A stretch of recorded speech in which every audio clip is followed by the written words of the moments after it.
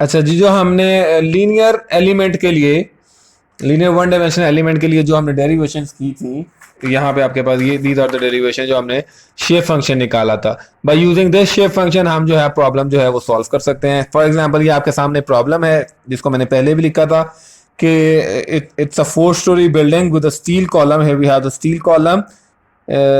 One column is subjected to a loading shown in the figure. हर column के ऊपर 60,000 pound की जो है वो फोर्स लग रही है। इस पर 25,000, 25,000 एंड 25,000। तो ये आपके पास और डिस्टेंसेस जो हैं वो हर एलिमेंट के वो दिए हुए हैं, ठीक है। और उसके बाद हमने डिफॉर्मेशन भी फाइंड कर लिया। ऑब्वियसली फिर जिस भी मेथड से फाइंड की, वो हमने अभी तक जो मेथड सीखा है वो डायरेक्ट मेथड सीखा है। तो फॉर एग्जांपल ये हमने डायरेक्ट मेथड से जो है वो डिफॉर्मेशन जो है वो नोड्स के ऊपर फाइंड कर ली है। अब अगला अगला मतलब क्या है कि saying that we are interested in determining the deflection at point A and B. Now we see the A point is between node 1 and node 2 and B point is between node 4 and node 5.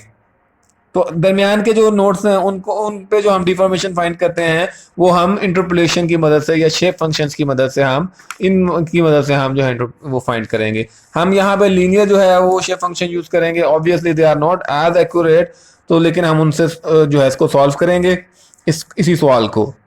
तो जी यहाँ पे मैंने आपके सामने problem बना दी है। अब आपके वी हैव कॉलम, जो बिल्डिंग्स के अंदर कॉलम्स होते हैं, ये फ्लोर्स हैं।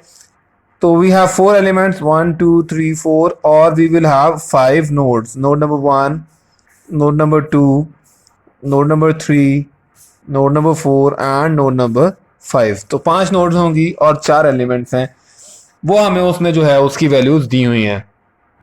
तो ये आपके पास जो है वो डिफॉर्मेशन आ गई ना। This deformation are in negative because की कंप्रेसिव लोडिंग है, तो जो है आपके पास डिफॉर्मेशन की वजह से नेगेटिव है।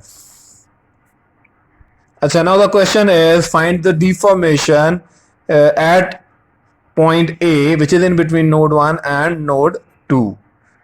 तो पहले ये कर ले। अच्छा जी, ये मैंने एलिमेंट बना दिया। ये सामने आपके ऊपर आपके पास ऊपर जो है वो शेप फंक्शन भी आ रहा है। अब यहाँ पे हम जो है वो सारी वैल्यूज जो इससे शेप फंक्शन में यूज हो रही हैं वो यहाँ पे हम मेंशन कर लेते हैं। फॉर एग्जांपल आपके पास जो वाई जे आएगा, so this will be the Y J, जो नीचे से हम उसको अगर डिस्टेंस ले लें तो दैट विल बी 15। तो ये वाई जे आपके पास नीचे से अगर लें तो 15 आ गया। वाई आई ये आपके पास 0 आ गया और ये आपके पास डिस्टेंस y आएगा। This will be the y जो आपका रिक्वायर्ड है जहां पे आपने फाइंड करना है। तो y will be equal to 10 feet. ठीक हो गया। इस तरह u1 और u2 की आपके पास जो वैल्यूज उसने दी हुई है, तो ui जो आपके पास आ जाएगा that will B u1 and that is 0, और uj जो आपके पास आ जाएगा that is equal to u2 और उसकी वैल्यू जो आपके पास है दैट इज -0.0328 इंच।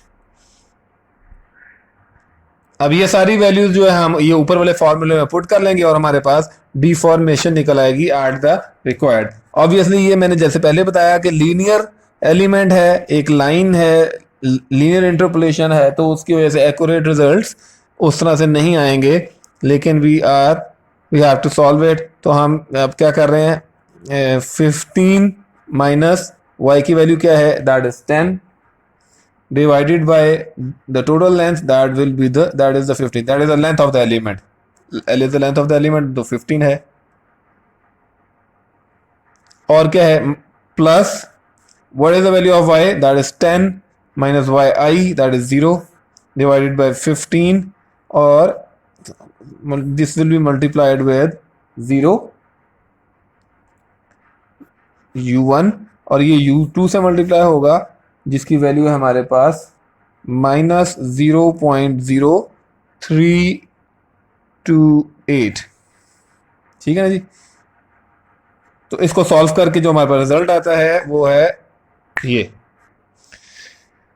ठीक हो गया। अब हमने जो है इसको सॉल्व करना है फॉर, ये आपके पास आ जाएगी u डिफॉर्मेशन एट ए पॉइंट। अब हमने बी पॉइंट पे डिफॉर्मेशन फाइंड करनी है, तो हम इसी तरह इसको बी पॉइंट के लिए भी सॉल्व कर लेंगे। यहाँ पे हम उसको बना देते हैं, पहले एलिमेंट बनाते हैं। इसमें जो आपको ये आपके पास एलिमेंट है, इसके अंदर आपको ये बी पॉइंट दिया है जिसका ऊपर से जो डिस्टेंस है दैट इज 8 तो ऑब्वियसली टोटल लेंथ उसकी जो है वो 15 है, तो नीचे से जो डिस्टेंस होगा दैट विल बी 7। ठीक हो गया। तो अब हम जो y लेते हैं वो ऑब्वियसली नीचे से लेते हैं, तो वाई जे जो आ जाएगा that will be 15, Y I that will be 0, और y जो यहाँ पे आ जाएगा दैट विल बी 7। इस तरह यू आई यहाँ पर आ जाएगा दैट विल बी u4, और उसकी वैल्यू हमें ये ऊपर दी हुई है। और इसी तरह u5 आ जाएगा यहाँ पे आपके पास, दैट विल बी uj। अब हम इसको इस फॉर्मूले में पुट करेंगे, यहाँ पुट कर लेते हैं इस फॉर्मूले के अंदर हम इसको, और इसको हम सॉल्व कर लेते हैं। ये सारी वैल्यूज जो है वो पुट करनी है। तो ये हमने जो है इसकी वैल्यूज पुट कर दी इस शेप फंक्शन के अंदर। वाई जे हम जैसे बताया पहले 15 है, 15 minus Y which is 7 divided by L which is 15 element की लेंथ है। दिस इज u4 जो हमने क्वेश्चन में से पुट की, और उसके बाद plus y minus 0, y is 7, y i is 0 and 15 is the length. तो इसमें से हमारा ub जो है वो निकला है। तो ये आपके पास ub यानी कि यहाँ पर आपके पास दरमियान में, इस एलिमेंट के दरमियान में जो b पे पूछी हुई थी वो भी निकल आई डिफॉर्मेशन, जो a पे पूछी हुई थी वो भी डिफॉर्मेशन निकल आई।